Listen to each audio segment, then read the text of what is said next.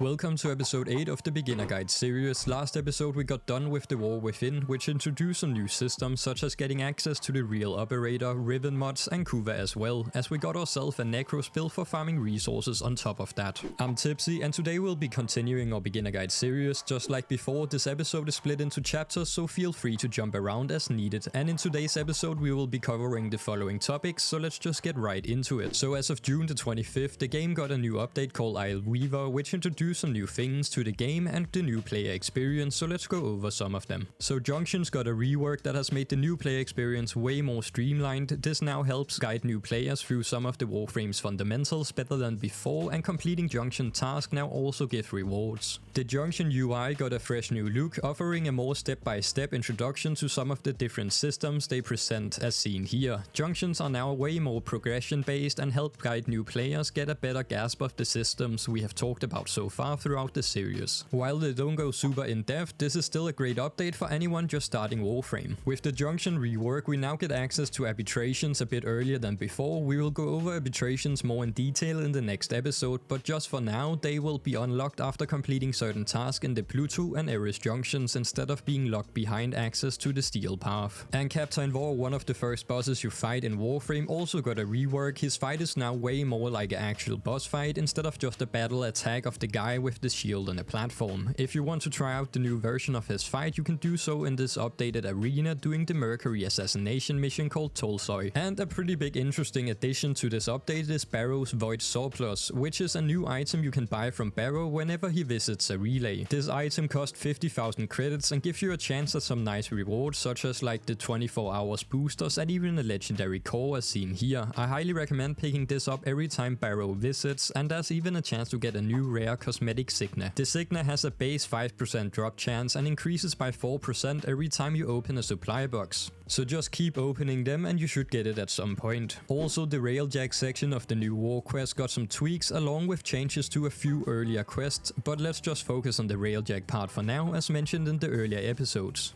Since the new war quest is a quest you can't exit once you have started it, it used to be frustrating if your Railjack wasn't strong enough because you couldn't go and upgrade it mid-quest. But now DE has opted to buff your Railjack doing this quest. Its health, shields and damage are increased just for this segments, meaning even players without a solid build will have a much easier time completing the new war quest. And finally, a nice little quality of life update for plant farming. Before you had to scan plants and missions to collect them, but now you can simply walk up and hold the interact button to gather them. This makes farming for resources and plants way easier than it used to be. And now that should cover most of the new player focused changes in the Isleweaver update for Warframe. There were more changes as well, so if you want the full list, I will leave a link down below to the Isleweaver patch notes for you to check out. And so far from your homework from last episode, the plan was to get ourselves through some quests until we have completed the Sacrifice quest, which unlocks a new Warframe called Umbra. But before we go into the chapter, let's just go over a few things people might get stuck on while doing these quests, which is the Apostasy Prologue and how to start it, because this quest that will require you to complete the Chains of Horror quest and also install a personal quarter segments. And the reason it can't be started from the codex and still says you have to do the two things is because you will have to start the Apostasy Prologue part from the personal quarters. And to start it, you will just have to sit in the window from your personal quarters to actually start the quest. So if you are stuck on this part, this is how you can continue onwards from here. And now back to the Sacrifice and the Warframe Umbra. So with the Sacrifice complete, you will get a 3 level 30 Warframe called Excalibur Umbra, which is just a little buffed up version of the normal Excalibur. And you will also get a 3 level 30 melee weapon called the Skiajati. On top of this, you will also get access to a few new Umbra mods, which are a little interesting as the more of these type of mods are equipped, the stats will go up on these mods. So if you only have an Umbra Vitality equipped, it will give you 55% health, and if you were to add another Umbra mod, it will go up to 71.5% and 99% if you were to add a third one in. There's also the ones for the melee weapon, which is called the sacrificial ones. But these mods are pretty interesting and they also belong to another polarity school, so just keep that in mind.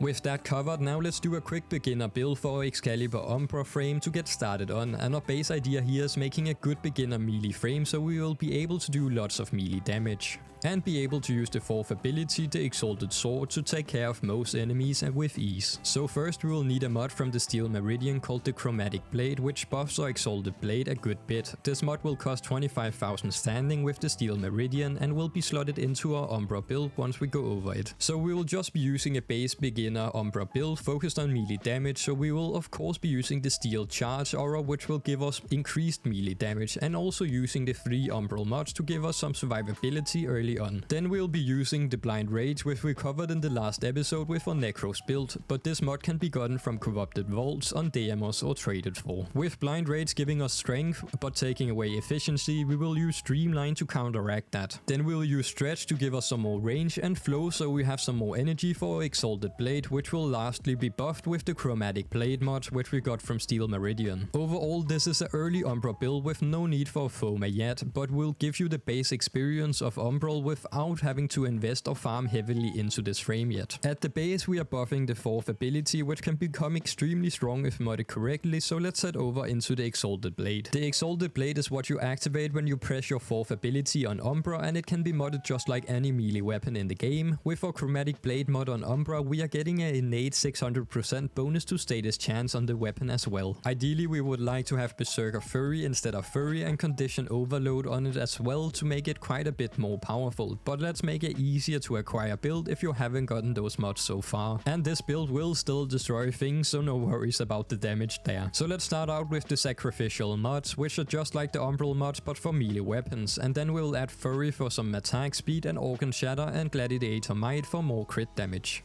Even though the weapon mostly works on status, we will still work with some crit damage since we do not have Berserker Fury and Condition Overload to make another version of the build yet. Lastly, we will add our status effects, which will add Cold and Toxin to make viral, and if we want to add some more damage, you could also change Victorious Frost out with a max rank North Wind instead. As we already have a high status chance, so more status chance is not really needed as we already have more than enough. We also got ourselves a Skiajati weapon, so let's quickly make a build for that as well. We'll use the same base as we did with our Exalted weapon, which uses the Sacrificial mods, only changing out Fury and Fever Strike with Drifting Contract and also Volcanic Edge to give us more of a combo time, which will basically boost our damage, and also add heat to the weapon. Overall, these are pretty simple early game builds. To give you an idea of how we are going about these builds, look at the status chance and the critical chance on the weapon to decide whatever you are going with, a crit build or status build. But since we are still in the early game and don't have many mods to make a specific builds in either direction, we are currently mixing them. So we do a bit of status effect with viral to gain more damage and also crit damage, so whenever we do crit we do a good amount of damage. And with that you can now go and try out your new Umbra frame and see if you like what you got, as your melee weapons will absolutely destroy the normal star chart, but do keep in mind it is a pretty squishy build, so you're technically a glass cannon. But you will now be able to do 100k crits with your melee weapons. So as you have completed the Chains of Horror from the last episode, you will also have unlocked the method of obtaining ribbons each week, which we talked about previously. On Earth there should be a new node called the Iron Wake, and if you talk to Paladino from the Chains of Horror crest, you will now be able to buy 2 ribbon mods each week for resources called the Riven Sliver. Although you can also buy credits and Kuva here, I would prioritize the ribbons first, then the Kuva and lastly the credits, but only if you're overflowing with the Riven Slivers. So Riven Slivers are a resource that drop from Xamos enemies above level 30. Ideally these are farmed in longer survival missions or just overall longer missions in general. Since the drop chance is only around 2%, but it is a passive resource, so you'll farm them over time by just playing the game as you kill Xamos enemies. You can also sometimes get Riven Slivers from opening Vicarium relics in Fisher missions, so even when you're farming to do your Lich, you might pick up a few Riven Slivers as well. They can also be found in certain rotation rewards, but don't worry about that too much, as most of your Riven Slivers will come from killing enemies, and if you're doing a full squad longer missions, you will probably kill over 1000 enemies pretty quickly. And since higher level missions also spawn more Xamos units, you might even get more chances at drops. Even on the beginner guide account here, I have already managed to get 16 of the Riven Slivers just by casually playing, no grinding involved. So as long as you're playing missions with enemies above level 30, Riven Slivers should come to you naturally. So what do you do with your acquired ribbons from Paladino? You have 3 options really with your ribbons, as it is a random type of a ribbon that you get out of this. You could either gamble the ribbon for certain weapons, which sells for a lot more, use it yourself, or lastly just sell the raw ribbon out of the box, and then you can sell it for a small bit of platinum, which will allow you to easily get yourself a Warframe slot or weapon slot each week by just selling the ribbons you get from this weekly vendor. Overall, it is up to you, but if you're early on and require Warframe or weapon slots, this could help you increase your arsenal each week early on. Also, later on you will have plenty of this resource, as you will probably earn more of them each week than you can actually spend in the shop. Now for something some of you have waited for, the Railjack beginnings. In this chapter we will just quickly go over some of the basics to get you started on your Railjack. Even though now we don't really need to upgrade it for the new war quest, it will just make the quest way quicker once you actually finish getting your Railjack up to a certain point. First off, we need to finish off the Railjack quest, which we didn't finish the last time we talked about Railjacks. So let's head into the dry dock to activate our Railjack's energy so we can actually use our own Railjack for missions instead of joining other people's Railjacks only. So head onto your Railjack in the dojo or relay and begin to investigate the coordinates on Lua, which is basically what we need to find the keys to our new car. Then go ahead and find the requirement key, which is needed for us to use our own Railjack in missions. Then go and plug in the key and you are ready to begin doing Railjack missions in your very own Railjack. So let's get into a bit of what you need to know about the Railjacks before you begin the missions. So in your Obiter you can go to the Railjack station to upgrade mods and eccentrics, which will also give you affinity XP as you level it up, as every eccentric level will award you with 1500 MR XP, which can be quite a lot early on. You earn these points by just completing Railjack missions, and the first tree we will focus on a bit is called the command tree, as we will then be able to add crewmates to your Railjack, making it easier to solo or do things in Railjack mode, and even auto repair the Railjack. So early on focus a bit on the command tree while also getting the cheap upgrades from the other sections until you are around rank 3 or 5 with the command to have 3 crewmates, and yes, remember to upgrade all the different ones, as they do give some nice quality of life to your Railjack and make it overall just better. Just like you need level 4 engineering to actually recharge the heavy weapons on your ship. Then once you begin putting in some ranks into the command tree, we can actually go into Fortuna and talk with Tinker, who will then be able to sell us Railjack crew. Here in the beginning it would be very good to have one Railjack crew member with at least rank 4 in repair to give ourselves some self-repair if the ship goes down. As we then start to do Railjack missions, we probably want to just do the first mission a few times to get used to the Railjack combat, while also farming eccentrics and getting some mods to make a Railjack stronger. And we will also be getting resources which are needed to upgrade the base Railjack, which we will go over in a bit. In these missions you will have to destroy fighter ships, which are fairly straightforward. However, cruise ships work a little bit different, as you can either board them to destroy them from the inside or use your forward artillery, the big laser, to take them out once their health bar is depleted. Once you have reduced a cruise ship's health bar to 0, hop off the pilot controls and head into the artillery cannon behind you. Then you will have to hold down the fire button to charge up the shot and blast the cruise ship to destroy it. Or you could head outside the ship and fly to the cruise ship to board it and destroy the engine from inside. Later on you will also unlock more things for combat, but that is the basic loop for Railjack combat currently. You may also notice that although you start with only 2 charges for the artillery cannon, so what happens if you actually destroy more than 2 cruise ships? You will need a way to recharge it, right? To do this you will have to go to the back of your Railjack and interact with the forge to craft a dome charge. This costs some resources but will replenish your artillery ammo. However, crafting dome charges requires engineering rank 4 with the intrinsic upgrades. If you're not at that rank yet, or if you run out of charges, your alternative is to leave the Railjack and destroy the cruise ship manually by boarding it with your Warframe. And once the mission is complete and you have received your reward, you can head to the navigation menu inside your ship to choose to extract back to the dry dock or continue with your current squad. So as you're doing the early missions, getting eccentrics, mods and resources, and upgrading your Railjack, you will be able to use these resources to buy basic component upgrades for the Railjack in the dojo. This is why we need to do some missions to gather the resources we need to get these parts. In the dojo we can get basic parts at 3 different tiers, beginning with the MK1 up to MK3, and the plan here is to get your main parts for your Railjack replaced with the dojo MK3 variants, which will greatly upgrade your Railjack before we begin farming for in-mission parts, which are usually a bit better, but for a starter Railjack this will take you quite a long time, if you don't have someone with a powerful Railjack basically boosting you through it. For the weapon, as each type is a little bit different, I would recommend to go with either the APOC, the Keratinos or the Fofa, but overall I would say at this stage it's more of a personal preference depending on what type of combat you like. A quick summary for the early game progression for the Railjack is to do early missions to gather mods, eccentrics and resources that can then be used to upgrade your Railjack and build new parts, making your Railjack stronger so you can take on even harder Railjack content. It is pretty simple and straightforward. The hardest part early on is just getting used to the Railjack combat and actually getting some mods that will help you out. And when it comes to mods, you have 3 different categories, one for the base Railjack, one for combat and one for tactical, which is basically a mod slot for activatable abilities, and you can use these while in combat for the Railjack. And a really nice mod to get here would be the Seeking Volley, which actually just destroy most enemies in sight. And that should cover the basics, and now you will also learn more as you play and get used to the Railjack systems. Once you get a bit further into the game, the systems open up a little bit more when it comes to min-maxing your Railjack, as certain parts only drop from specific Railjack missions and are better than the ones you have in the dojo. There's also a dismantle and repair system introduced as you get more parts for your Railjack, but for now just focus on getting your base Railjack up and running, and if you do have a friend or someone with a good Railjack, you could get boosted to high level missions and get a lot of everything you need to upgrade your Railjack quickly, as well as the high tier 3 parts needed for min-maxing your Railjack found in missions. As we have previously gone over the different open worlds, we haven't touched much on the Entrati standing yet, but if you have done either the Plastites farm in the Cambion Drift or tier 5 bounties for Endo, you have already farmed some of the things we can use for standing here. So now let's do a quick chapter going over the Entrati standing found in the Necrolist on Deamos and where to get the rank up resources needed to rank up the Entrati Syndicate. Since we have farmed Endo from the bounties, we should have gotten ourselves some mother tokens, and these tokens come in a form of each of the family members. Mother tokens are earned from bounties, where father tokens comes from turning in resources gathered in the Cambion Drift, son tokens comes from hunting in the hunting tax, and daughter tokens are earned by trading in fish parts to the daughter in the Necrolist, and Otak tokens are earned by trading in mining resources to Otak. And lastly, grandmother tokens are earned by trading in other family members' tokens to grandmother, and grandmother tokens are worth more than the other tokens. Though I highly recommend saving them because they are used to get some important stuff later on in the game, and you will also need 20 tokens to get an item that ranks you up to rank 5 with the Entrati Syndicate. Overall, mother tokens are by far the easiest to acquire, so I would almost exclusively turn in mother tokens for standing and save the other members' tokens to trade in for grandmother tokens,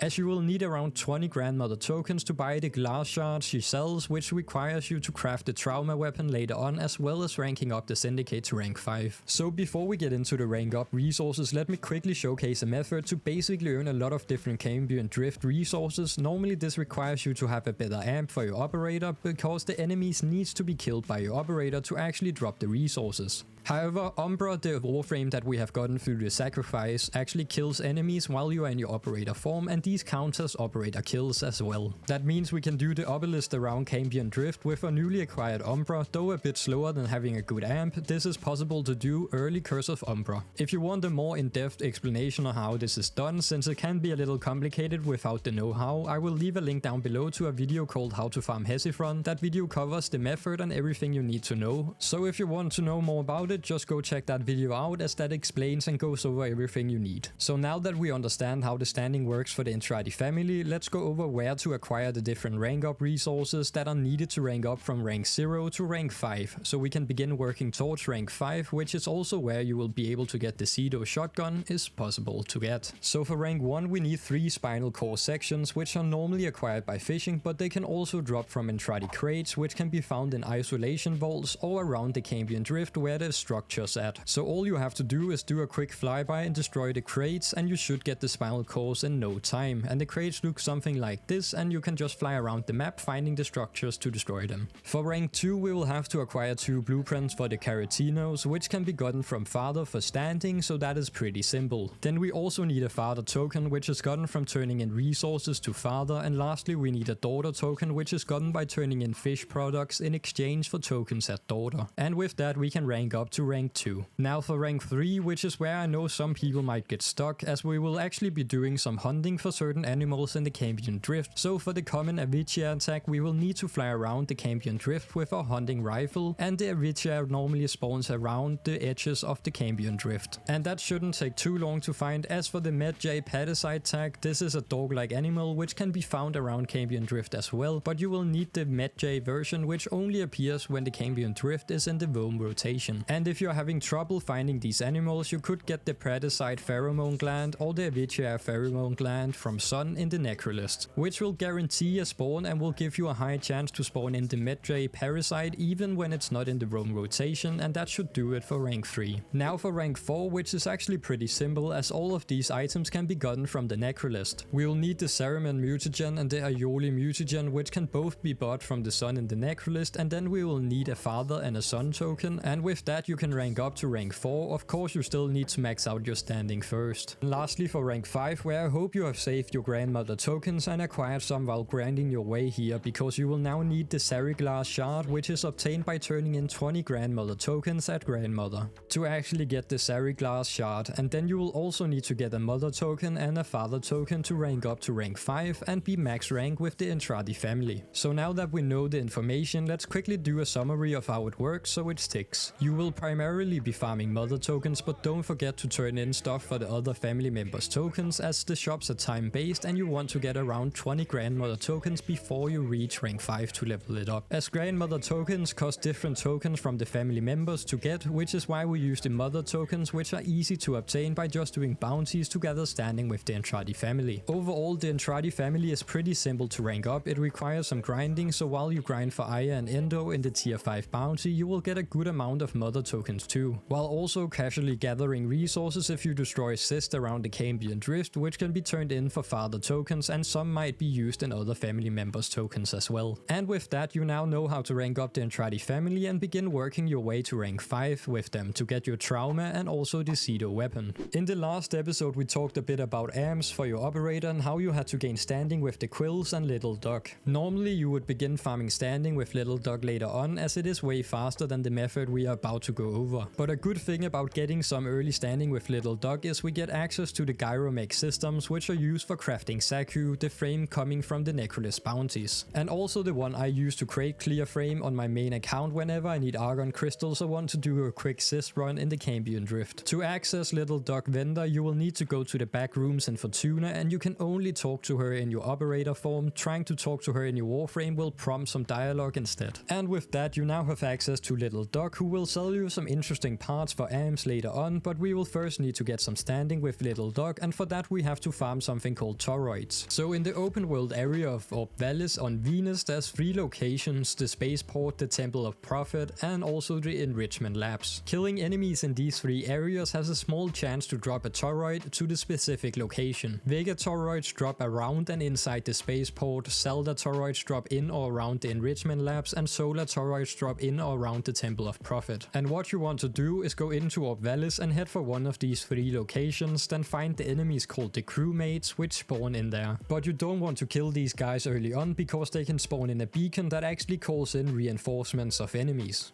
meaning enemies will keep on spawning. As we went over in the last episode, enemy density is also a factor, so playing solo or with friends will affect the density of enemies spawning, but solo will work fine, though with less enemies to kill. You want to reach max wanted level, having all the beacons on your minimap lit up, and then begin killing all the enemies. They have a small chance to drop the toroids connected to the area you are in. Also, as time goes on, enemies will level up and become harder to kill, so just extract once the enemies get too high level. And a small tip is that if you want the enemies to start at a lower level, you can start a low level bounty, as the enemies will then start at around level 10, making it easier for you early on. Also, while in the enrichment labs or the Temple of Prophet, Arachnoid also has a small chance to spawn in every now and then, which actually has a 20% chance to drop at this area's toroid. If you want a more in-depth farm of how this actually works, I do have a video actually going over everything you need to know about the toroids farming, and I will leave that down below as well. But now that you can farm toroids, even though the drop chance is low, this is one of the only ways to actually farm a little bit of standing early on with Little Duck without killing the bosses in Obelisks. This method is mostly used to just get the Gyromech systems early on, which are needed to craft Xaku, instead of grinding the Solaris United rank 5 to unlock the farming method for Gyromech systems. So if you want to craft Xaku before Solaris United at rank 5, this is the method to use. And now for our current loadout, as we have grinded a bit since the last time we did such a thing. So let's go over our weapons and operator, and also take a quick look at our current Railjack and where we are at. So let's have a look.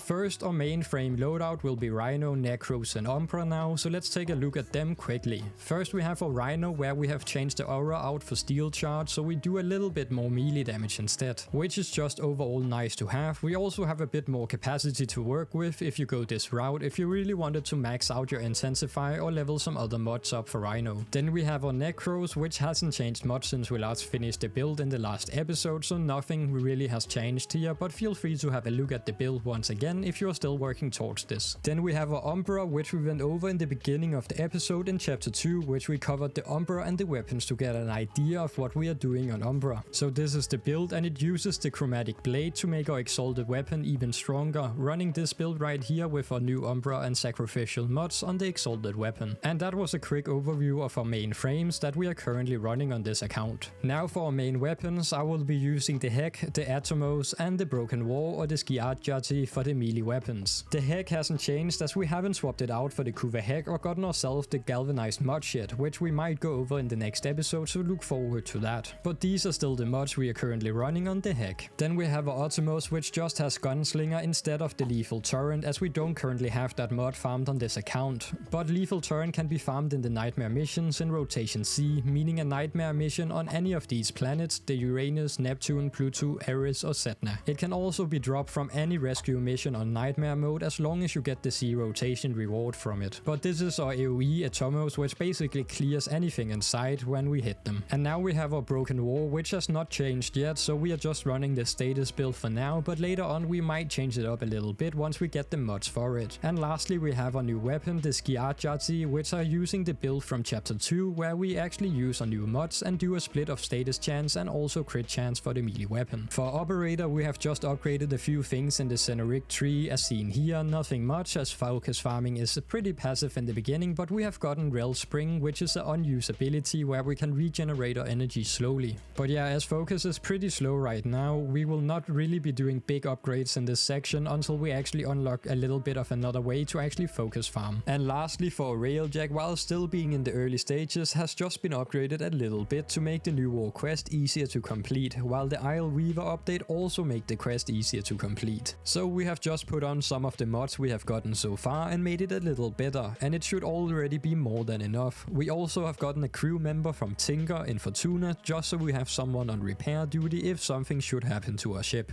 Now that we're at a stage where we can begin preparing for the new war quest, and to start you will need to complete the prelude to war quest, which is mostly cutscenes, so let's quickly go ahead and do that so we can begin working on our loadout and get ready for the big quest. First we need to make sure that we have a frame that can survive, and for that we will use Rhino, as we have covered in the last chapter. We also do want weapons that can effectively kill enemies. Here we'll use a Hek, the Broken War, as our main damage dealer, and other weapons you prefer to handle the job, as we will use the Atomos as a secondary weapon. So feel free to use whatever you have that will actually be able to kill enemies. But I highly recommend making sure that your weapons are fully built and ready for the quest. With everything prepared, we can now begin the new war quest, which will be homework for the next episode. And heads up, the new war quest is fairly long quest that will take around 4 to 6 hours and includes some puzzles and story elements. And once you start it, you will be locked into the quest until completion, and you won't be able to change your loadout or equipment, so make sure you have the right gear on and equipped once you actually start the quest. Also, we will be doing the new war quest on the live stream in a few days after this episode. If you're curious about the quest or want to see how I approach it, you can watch the live in between episodes, and I will leave a link down below to that. During the live stream we will cover the homework and answer any question about the series. We will also do the stream on Twitch as well, so be sure to follow or join the Discord to get notified when I go live. So for the homework section for the next episode, as mentioned before, we do have quite a big quest coming up ahead called the New War, which will unlock some new stuff for the next episode, which we will cover. Also, once you have completed the New War quest, you will be given a new amp for your operator, so go ahead and equip that and see if you can complete the Angels of Saruman quest after the New War, which is a quest that will be unlocked and give you access to some new systems, which we will also be covering in the next episode. While quest will take up most of your homework this time around, but if you do have some extra time, go ahead and do some open world syndicate farming, such as the Solaris United in Fortuna, the Austrian in Cetus, and the Entrati in the Necrolist on Deamos. Also work on your MR level with leveling up your Warframes, weapons and companions. And of course, homework from older episodes still counts, so remember to farm out your mods and other stuff so you're ready for once we actually encounter harder enemies later on. And that should cover the homework section for today's this episode.